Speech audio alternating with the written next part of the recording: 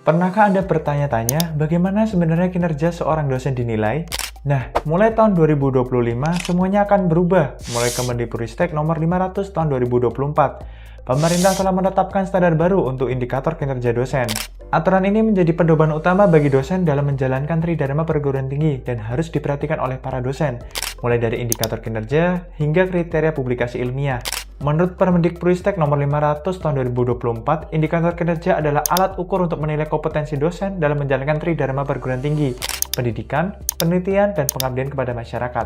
Indikator kinerja membantu memastikan bahwa aktivitas dosen tidak hanya produktif, tetapi juga sesuai dengan standar nasional Ditjen Dikti. Dengan adanya indikator ini, dosen dapat lebih terarah dalam menjalankan tridharma sesuai dengan prioritas yang ditetapkan kementerian. Dalam penelitian misalnya, indikator kinerja dapat berupa jumlah jurnal yang diterbitkan. Jika seorang dosen asisten ahli hanya memiliki satu publikasi di jurnal nasional, maka ia belum memenuhi indikator minimal yang mengharuskan 2 publikasi. Indikator kinerja dosen dalam Kempen ini terbagi menjadi 2, indikator wajib yang dilakukan oleh semua dosen dan indikator yang tidak wajib, tergantung dari jenjang jabatan fungsional dan tugas tambahan dosen. Indikator wajib, misalnya, setiap dosen wajib melaksanakan pengajaran sesuai dengan beban SKS yang telah ditentukan. Hal ini menjadi dasar dalam laporan beban kerja dosen atau BKD. Indikator tidak wajib, sebagai contoh, pelaksanaan kerjasama penelitian dengan industri hanya berlaku bagi dosen tertentu yang berperan aktif dalam program kolaborasi lintas sektor. Dalam Kempen ini juga menekankan pentingnya 3 karakter utama yang harus dimiliki dosen. Pendidik yang berdedikasi. Karakter ini ditunjukkan melalui pengajaran yang terencana, inovatif, dan berdampak positif pada mahasiswa. Misalnya, pembimbingan skripsi yang menghasilkan karya ilmiah yang berkontribusi pada pengembangan bidang studi. Peneliti dan ilmuwan berintegritas. Dosen perlu menghasilkan karya yang diakui secara nasional maupun internasional. Tidak hanya soal jumlah, tetapi juga kualitas dan kontribusi terhadap masyarakat atau institusi. Pembelajar sepanjang hayat. Dosen diharapkan terus belajar melalui program pengembangan kompetensi, seperti mengikuti pelatihan, data sharing, atau melanjutkan studi jenjang lebih tinggi. Perubahan standar minimal IKD. Dalam aturan lama, beban kerja dosen ditentukan berdasarkan jumlah SKS per semester.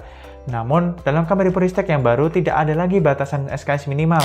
Sebagai gantinya, terdapat target khusus untuk kegiatan tridharma tertentu, seperti jumlah publikasi ilmiah yang disesuaikan dengan jenjang jabatan fungsional.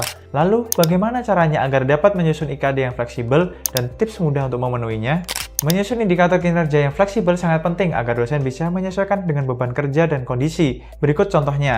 Pengajaran, fokus pada pengembangan kurikulum berbasis teknologi. Penelitian, targetkan publikasi di jurnal nasional atau internasional.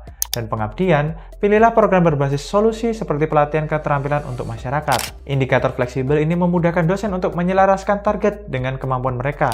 Agar memenuhi KD terasa lebih ringan, simak tips berikut ini. Buat roadmap karir. Rencanakan target tahunan Anda. Misalnya, tentukan beberapa publikasi yang harus diselesaikan dan jenis program pengabdian yang akan dilakukan.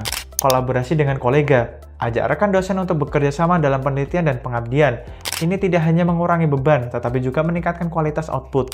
Manfaatkan teknologi. Gunakan aplikasi seperti Mendeley atau Grammarly untuk memudahkan proses penulisan dan pengelolaan referensi. Dokumentasi semua kegiatan. Pastikan setiap aktivitas dicatat dengan baik untuk laporan BKD.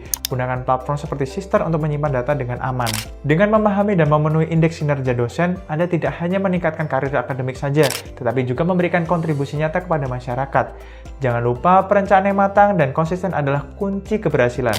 Jadikan IKD sebagai panduan untuk berkembang, karena kontribusi Anda adalah bagian dari kemajuan bangsa. Kira-kira apa lagi yang ingin diketahui lebih dalam seputar pengembangan karir dosen? Jangan lupa untuk like dan share. Kalau ada yang ingin ditanyakan, komen di bawah ini. Klik tombol subscribe dan nyalakan lonceng notifikasi agar tidak ketinggalan konten-konten menarik lainnya.